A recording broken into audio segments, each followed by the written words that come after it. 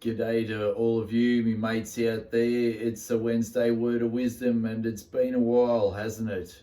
For one reason or another.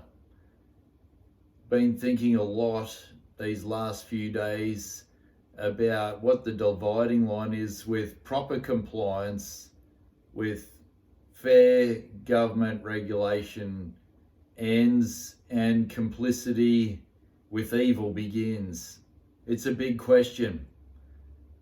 And it's become crunch time for myself and all the other authorised workers in Victoria, because on Friday Arvo we'll have to either be vaccinated or be able to provide evidence that we're going to be vaccinated, and we've got to give that proof to our employers to say, yeah, I'm all right, I'm doing the right thing.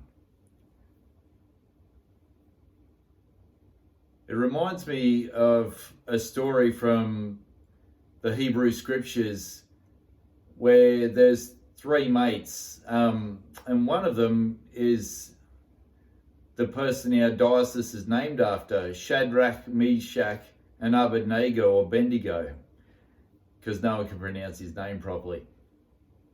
They were part of a broken people who had been taken as political refugees to Babylon, and there they were enslaved. And these three mates, along with their mate Daniel, who was the more famous one and had the book written in his name, they were working as government bureaucrats. Now, they had to choke down a lot.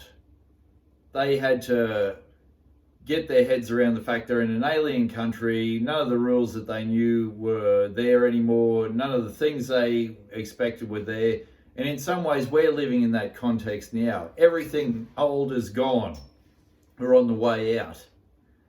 And we're finding ourselves living under a more and more authoritarian regime.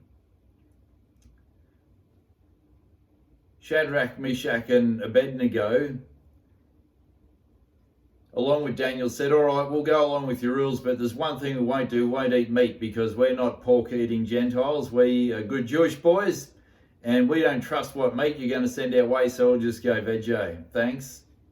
Well, that was annoying to the authorities, but they accommodated them, and they managed to mostly just go about their daily lives doing the jobs that they'd been given, even though they didn't want to be there, even though they didn't like it, even though they wanted to be back home in their own country. But a day came where they said, this is the line and no more. Because the lunatic in charge thought it'd be a great idea to make a giant statue, get everyone out on the footy oval with him, and say, well, when I play the music, you're not going to dance to my tune, you're going to drop down on your face and worship the statue. And in that way, you're worshipping me. And when the music played, out of the thousands of people who were there, they all dropped to their face except three dudes. Shadrach, Meshach, and Abednego. And for their stand, they were taken away and thrown into a fire to burn to death. Now, amazingly, there was a fourth man in the fire who appeared out of nowhere, another worldly being who looked like a man, who rescued them. Those three blokes walked straight out of that fire, not even singed a bit, and lived. But that doesn't happen to everyone who stands for God and stands tall when the music plays. I'm wondering, is Friday the day that the music plays, and that becomes the dividing line between right compliance with fair and decent laws ends, and complicity with evil truly begins? I don't know. Maybe it's already been crossed. I'm not sure. Now, I'm not putting anyone down on my team here, but our bosses in Bendigo agreed to a trial of the vaccine economy in one of our churches to see what that would look like, so that they could feed back their perspective and try and put some actual wisdom and sense into the system. Fortunately, I think that'll be like urinating into the wind. I pray it isn't, but chances are. Because we're working alongside people who will squash dissent by any possible means. You may have seen some of the protests in Melbourne over the last few weeks, and some of the news is unhelpful. It just focuses on the one or two tool bags that have shown up because they want to punch on. For the most part, the vast majority of people who have said, I can't take this anymore, I don't agree with vaccines and blah, blah, blah, whatever reason they're there, they're dissenting. And they're allowed to do that in a democracy.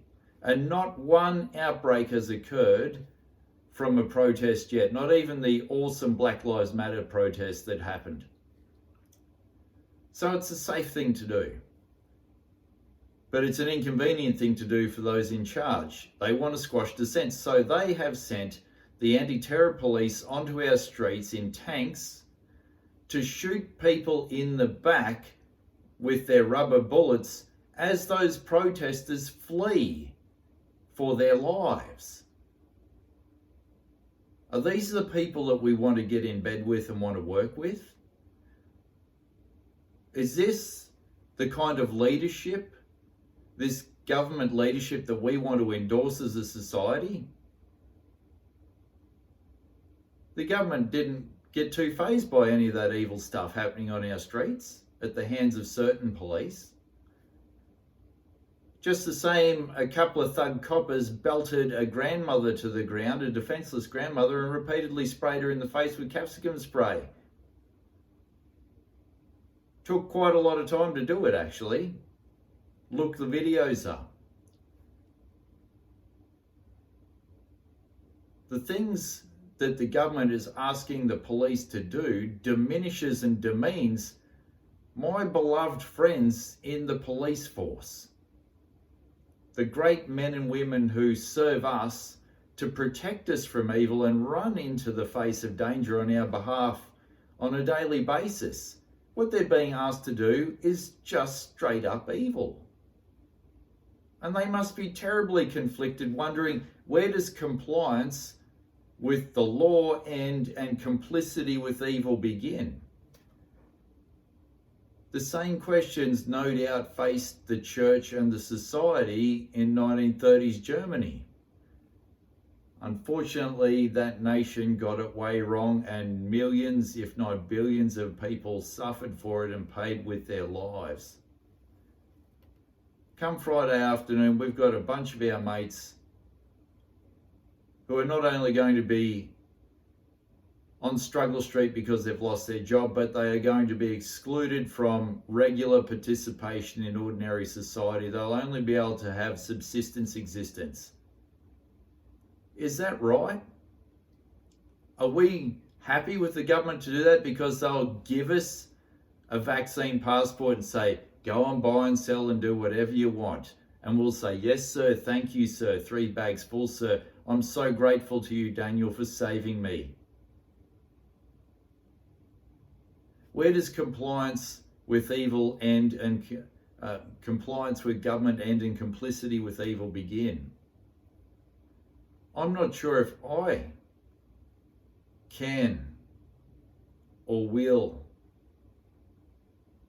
be complicit in this evil. Where is the dividing line? I'm fasting and praying at the moment, and I'd ask you to join me in doing that, to seek God's wisdom on these matters. For some of us, it's crunch time. We've only got a couple of days.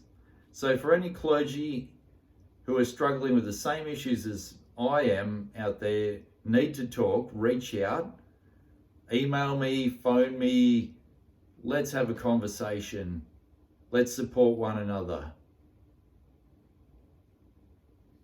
God bless you all at such a conflicted and difficult and morally fraught time. And may God give us all the wisdom to navigate through it so that we will do the right thing by those who follow on after us. Amen.